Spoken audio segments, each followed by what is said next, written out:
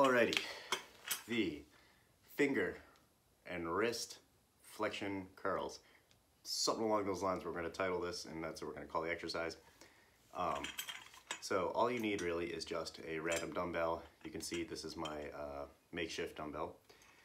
So you've probably seen those crazy long finger deadlifters who deadlift with like the fingertip grip. They end up more or less like this, right? And so basically you're gonna kind of start from there and you're gonna curl the fingers and the hand and then wrist. It's actually not the largest range of motion that you can imagine. Bam. It's generally a thumbless grip. I find that it does feel a little bit better without the thumb, but the thumb can also help you not let the dumbbell fall out of your hands.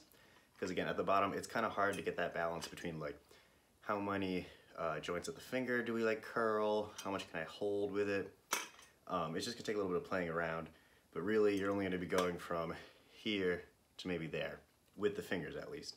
So without the dumbbell, what it looks like is gonna be fingertip grip, curling the fingers, then the hand, and then the wrist.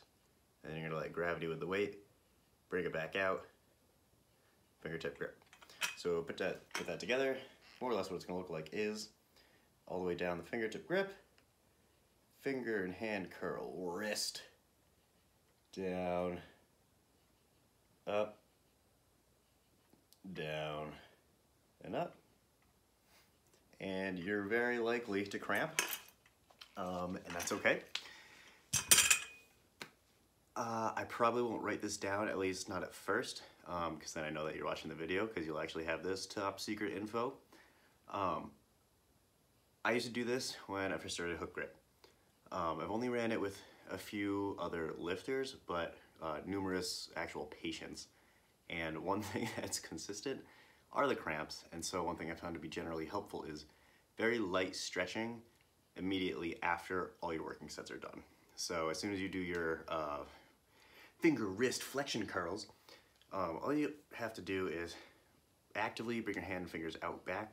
Actually, you can see my fingers and wrists really tight. This is all the extension I have and all the extension of my fingers that I have right now. So you're just gonna take your hand, not necessarily interlace, but like fingertip to fingertip, kind of push those back, and then the wrist back. You can also just do a generic one of these. And you can also find like a surface. I don't really have a surface here, but if you have like a flat bench or even your leg, you can essentially get the same thing going. Maybe just 30 seconds, really light, and then definitely actively extend, spread the fingers up and back, really get some motion in there because the cramps are terrible.